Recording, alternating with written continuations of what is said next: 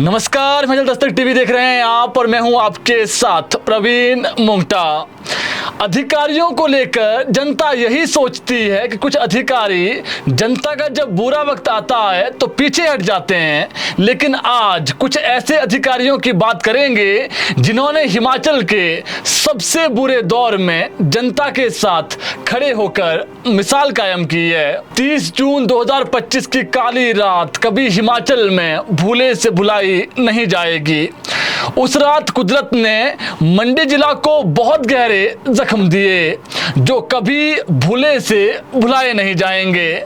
लेकिन आज बात उन अधिकारियों की करेंगे जिन्होंने सराज विधानसभा हलके में अपनी जान की परवाह किए बिना जनता के सबसे बुरे वक्त में उनके साथ कंधे से कंधा मिलाकर खड़े रहे हैं।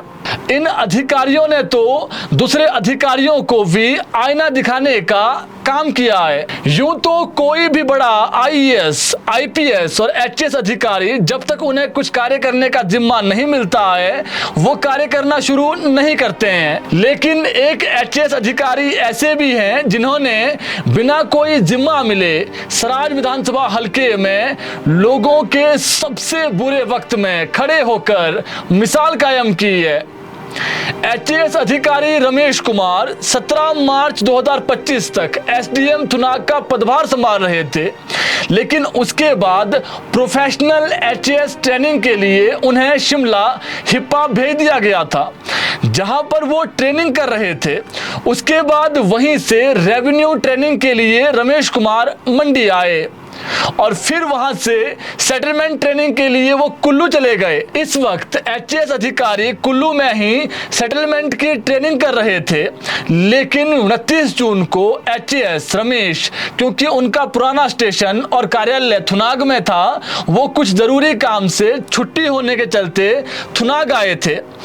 लेकिन 30 जून की काली रात को मंडी के सराज में सदी की सबसे भयंकर आपदा और तबाही मची, जिसके बाद रमेश कुमार ने निर्णय ले लिया कि वो ट्रेनिंग पर वापसी नहीं जाएंगे। बिना किसी नए ऑर्डर के इंतजार किए बिना और ट्रेनिंग पर वापसी लौटने की बजाय रमेश कुमार ने निर्णय लिया कि वो यहीं पर, जिस प्रकार से जनता अपने सबसे बुरे वक्त में वहां पर महिलाएं रो रही थी, वहां पर जो पुरुष हैं उनकी आंखों से भी आंसू निकल रहे थे, 1 जुलाई से ही उन्होंने लोगों की सेवा करने का निर्णय लिया।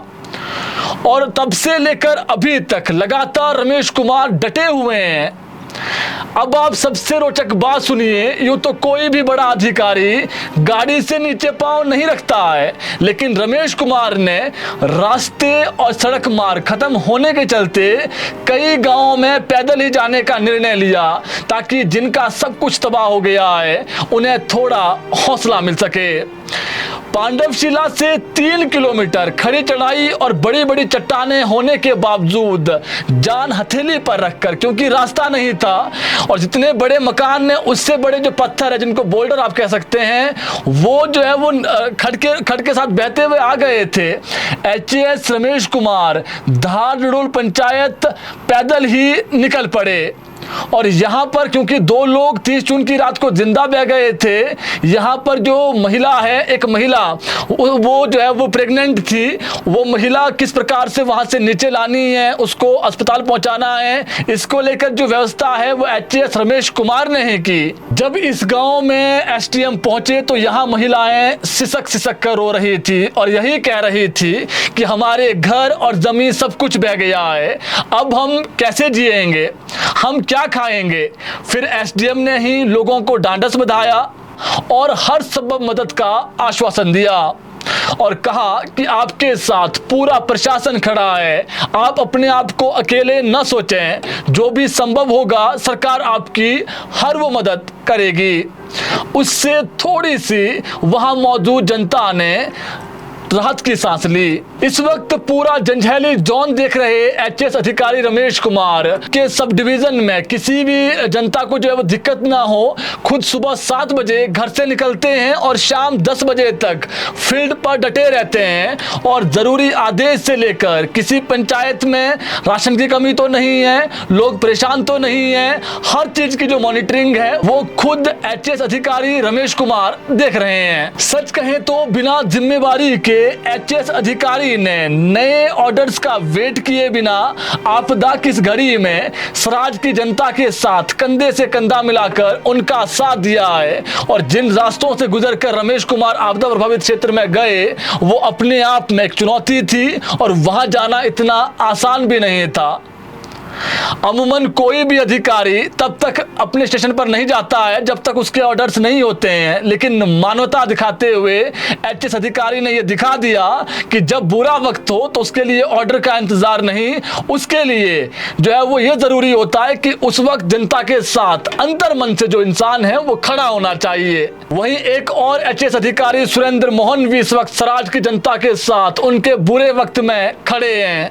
यूं तो शिमला में एडिशनल डायरेक्टर रूरल डेवलपमेंट का कार्यभार देख रहे सुरेंद्र मोहन शिमला में ही अपनी सेवाएं दे रहे थे, लेकिन सीएम सुक्खू ने अपने 3 अधिकारियों को आपदा किस घड़ी में विशेष अधिकारी के तौर पर ऑफिसर ऑन स्पेशल ड्यूटी बनाकर थुनाग भेजा है, जहां सुरेंद्र मोहन इस वक्त अभी भी डटे हुए हैं। आप एक तस्वीर देखिए कैसे सुरेंद्र मोहन एक कमरे में नीचे बैठे हुए हैं और जनता की समस्याएं सुन रहे हैं। आपको बता दें 4 जुलाई को जब एचएएस अधिकारी सुरेंद्र मोहन के ओएसटी के तौर पर थुनाग के लिए ऑर्डर हुए, उसके बाद तुरंत सुरेंद्र थुनाग के लिए रवाना हो गए, लेकिन रास्ता थुनाग तक खुला नहीं था, जिसके बाद लेहगला से 6 किलोमीटर पैदल ही सुरेंद्र मोहन ने थुनाग जाने का निर्णय लिया, क्योंकि वहां जनता काफी परेशान थी। सुरेंद्र गाड़ी से नीचे उतरे और उन्होंने निर्णय लिया कि वो पैदल ही थुनाग पहुंचेंगे।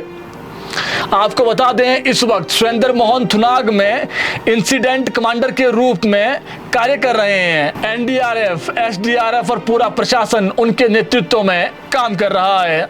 सुबह 6 बजे से लेकर हिमाचल दस्तक ने जब खुद देखा ये अधिकारी जो है वो रात 10 से 11 बजे तक लगातार जनता के साथ टच में हैं और जरूरी जो आदेश हैं वो सुबह से लेकर शाम तक दे रहे हैं। इस वक्त थुनाग में सच कहूं तो प्रशासन बहुत ही बेहतर कार्य कर रहा है। कोई भी व्यक्ति ऐसा नहीं है जो आपदा प्रभावित हो और उसके पास रहने और खाने के लिए राशन ना हो।